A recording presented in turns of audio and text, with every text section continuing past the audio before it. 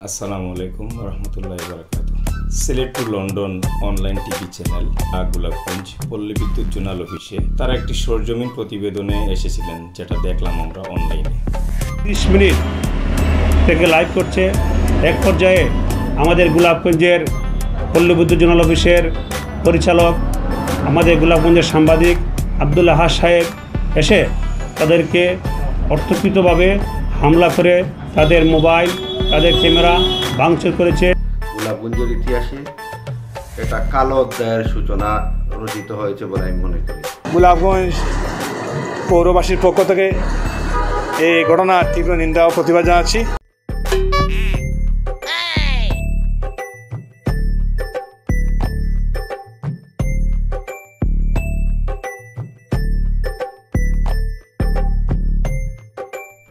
আমাদের গোলাপগঞ্জেরই একজন লোক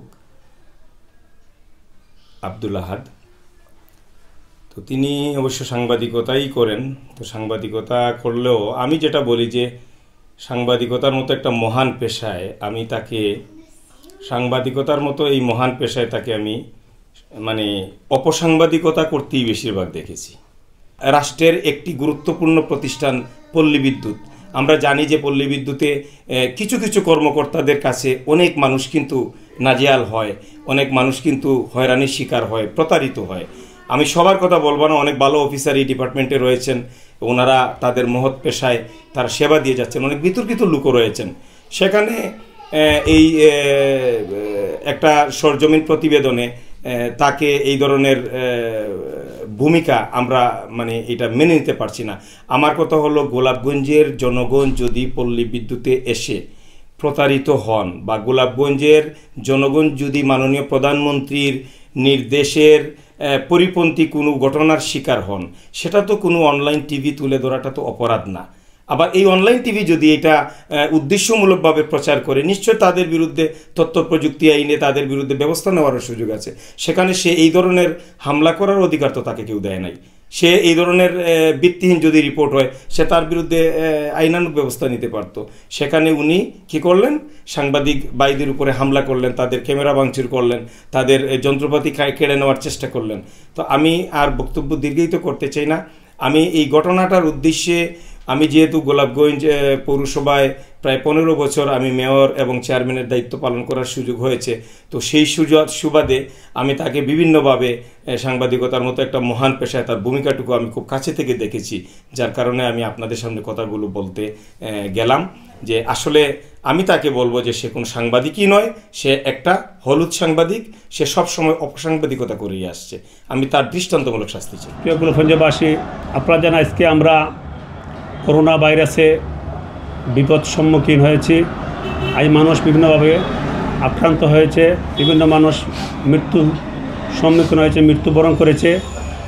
সেই ধারাবাহিকতা বাংলাদেশে যখন করোনা ভাইরাসটি বিস্তার করে, সেই সাথে সাথেই আমাদের সমাজের আমাদের প্রিয় সাংবাদিক ভাইয়েরা বিভিন্ন সময় বিভিন্ন লাইভে, প্রিন্ট, ইলেকট্রিক মিডিয়ার সব মাধ্যমে মানুষকে সচেতন করার জন্য বিভিন্ন পদক্ষেপ নিয়েছে, ভূমিকা নিয়েছে, আমাদেরকে সতর্ক করার জন্য। সেই ধারাবাহিকতায় আজকে তারা গোলাপগঞ্জে পল্লী বিদ্যুৎ জোনাল অফিসে এসেছিল। গোলাপগঞ্জ জোনাল অফিসে আসার পরেই আমাদের যে বিল পরিশোধ করছে যে ভাইয়েরা, তাদেরকে সামাজিক দূরত্ব রাখার জন্য তারা অনুরোধ করেছে, কিন্তু অফিস কর্তৃপক্ষ সেটি বজায় না রেখে বিল পরিশোধ নিচ্ছে। সেটা দেখে তারা প্রায় 30 মিনিট থেকে লাইভ করছে। এক পর্যায়ে আমাদের গোলাপগঞ্জের পল্লী বিদ্যুৎ জোনাল অফিসের পরিচালক, আমাদের গোলাপগঞ্জের সাংবাদিক আব্দুল আহাদ সাহেব এসে তাদেরকে অর্থকৃতভাবে হামলা করে তাদের মোবাইল, তাদের ক্যামেরা ভাঙচুর করেছে। এই ভাঙচুর করার প্রতিবাদে যারা ভাঙচুর করেছে, আমি এর তীব্র নিন্দা প্রতিবাদ জানাই। আপনি একজন সাংবাদিক হয়ে আরও সাংবাদিকের বাইরের উপরে হামলা, এইটা কোনো অবস্থা মেনে নেওয়া যায় না। আপনি তাদের সাথে একজন সাংবাদিক হয়ে এইটা সমঝোতা করবেন, এটা আমি প্রত্যাশা করি। আর আপনারা জানেন, আমরা গোলাপগঞ্জ উপজেলা পরিষদের রয়েছি। গোলাপগঞ্জ উপজেলা পরিষদের সম্মানিত চেয়ারম্যান সাহেব অ্যাডভোকেট ইকবাল আমার সাহেবের সাথে আমি আলাপ হয়েছে, এই বিষয়ে আমি অবগত করেছি। ইকবাল সাহেব আমাকে আশ্বস্ত করেছেন আমরা গোলাপগঞ্জ উপজেলা প্রশাসন উপজেলা পরিষদ বসে রিজনাল সাহেবকে আলাপ করে এই বিষয়ে তদন্ত করে আমরা এই বিষয়ে আমরা ব্যবস্থা নিব। গোলাপগঞ্জে আজকে পল্লী বিদ্যুৎ অফিসে সিলেট টু লন্ডন অনলাইন পোর্টালের সাংবাদিকদের উপর যে ন্যাক্কারজনক হামলা হয়েছে, আমি এর তীব্র নিন্দা এবং প্রতিবাদ জানাই।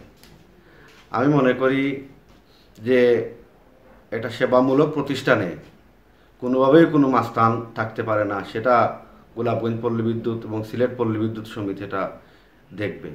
আমি আব্দুল আহাদ ভাই, তিনিও আমি জানি একজন সাংবাদিক, কিভাবে এটা কাণ্ড জ্ঞানহীন ন্যাক্কারজনক ঘটনার জন্ম দিলেন। আজকে গোলাপগঞ্জের ইতিহাসে এটা কালো অধ্যায়ের সূচনা রচিত হয়েছে বলে আমি মনে করি। আমি এর তীব্র নিন্দা জানাই এবং দায়ীদের বিরুদ্ধে কর্তৃপক্ষ যথাযথ ব্যবস্থা নেবেন এটাই প্রত্যাশা করি। আজকে এই যাদের ক্যামেরা এবং স্ট্যান্ড মোবাইল ক্যামেরা তাদের ভাঙা হয়েছে, তার আমি ক্ষতিপূরণ দাবি করছি। Sylhet to London online TV channel Golapganj পল্লী বিদ্যুতের গ্রাহক হয়রানি সহ বিভিন্ন ধরনের সমস্যা ভিডিও ধারণ করতে গিয়ে আমি যে ভিডিওটি দেখলাম, ঘটনার ভিডিওটি দেখার পর আমি নিজেই লজ্জিত। গোলাপগঞ্জের মতো জায়গায় এ ধরনের ন্যাক্কারজনক ঘটনা আমার মনে হয় পূর্বে আর ঘটেনি। আমি জানি সাংবাদিক জগতের সাথে আমাদের আব্দুল আহাদ জড়িত, উনি সংবাদ এবং সাংবাদিক সম্বন্ধে দীর্ঘদিন কাজ করে গেছেন। তার কাছ থেকে এ ধরনের ন্যাক্কারজনক ঘটনা আমরা আশা করিনি। আমি দেখলাম এখানে টিভি চ্যানেলের স্ট্যান্ড, টিভি ক্যামেরা এবং মোবাইল ফোন আমি দেখলাম সেটা ভাঙা হয়েছে। তো আমি আসলে এই ধরনের ঘটনা আবারও আমি গোলাপগঞ্জ পৌরবাসীর পক্ষ থেকে এই ঘটনার তীব্র নিন্দা ও প্রতিবাদ জানাচ্ছি। আমরা সমাজ সচেতন মানুষ, আমাদের কাছ থেকে এই ধরনের কোন ঘটনা আমরা যদি ঘটাই তাহলে সমাজ তা মেনে নেবে না।